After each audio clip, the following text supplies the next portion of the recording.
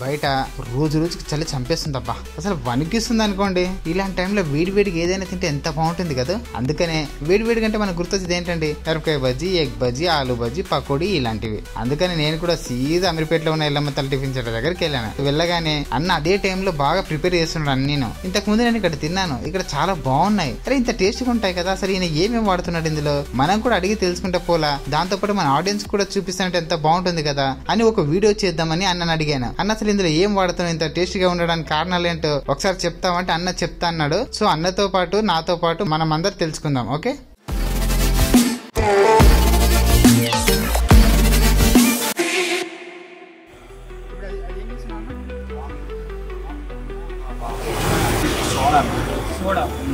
బజ్జీ లావు రావడానికి వాటర్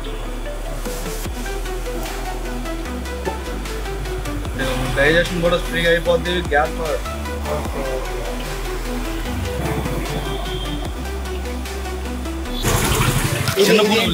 చిన్న పునుగులు, పిండి, తోటకూర, పచ్చిమిరపకాయ, జీలకర్ర ఉంటుంది అంతే, సాల్ట్ కలిపేసి పెట్టుకోవడం అంతే. ఎంతసేపు పెడతారు అలా కలిపేసి ఒక 20 minutes అన్న. 20 minutes పెట్టాలి. ఇది మసాలా వాడనా? అంటే ఇందులో ఏమేమి వేస్తుంటారు? ఇది శనగపప్పు వాడేది. ఇందులోన తోటకూర, పచ్చిమిరపకాయలు, ఉల్లిపాయ, సాల్ట్. శనగపప్పు నానబెట్టుకోవాలి. ముందే మించి మనం ఒక 2 hours నానబెట్టుకోవాలి దీన్ని.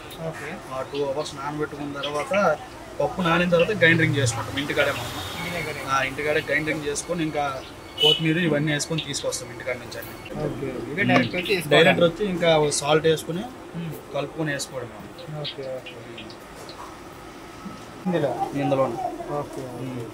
లైట్గా శనగపిండి లూజ్ అయ్యింది కాబట్టి, లూజ్ అవుతుంది కాబట్టి సాల్ట్ వేసరికి మనం లైట్గా కొంచెం ఏమించి శనగపిండి వేసుకుంటే టైట్ అయ్యి వాడడం మంచిగా వస్తుంది.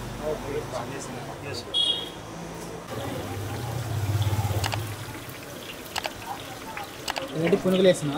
చిన్న పునుగులు అనేవి, చిన్న పునుగులు.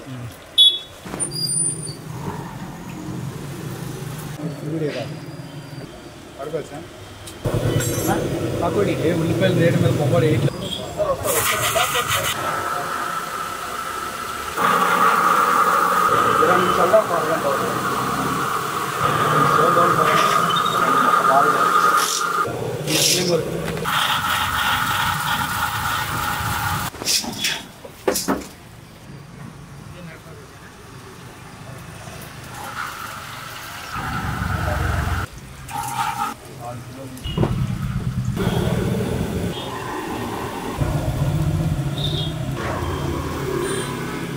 బజ్జీ కూడా ఉంటుంది.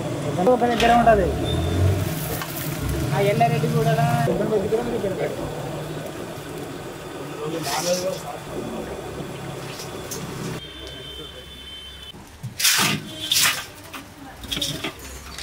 మసాలా కూడా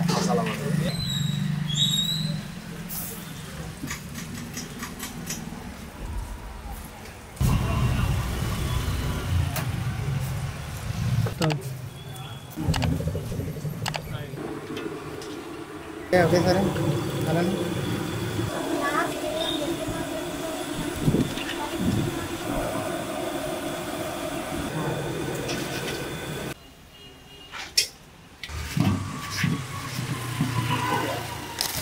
ఓకేనా, ఎగ్ బజ్జీ.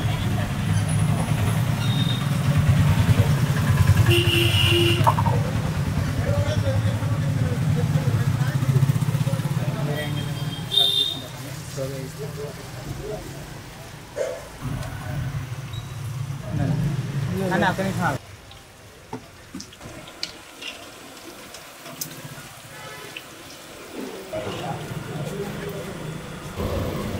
వీడియో అవుతుంది.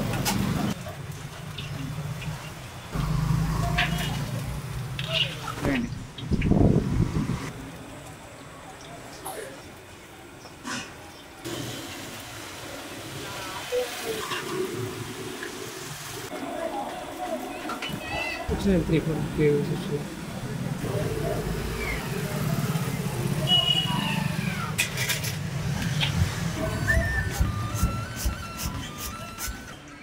ఫస్ట్ ఇందులో వేసుకొని డైరెక్ట్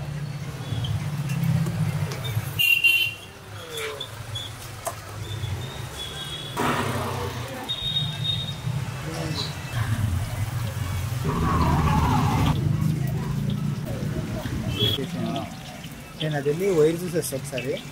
దీని తర్వాత అన్న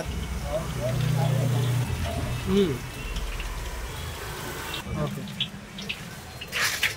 ఇటు సైడ్ వెళ్ళి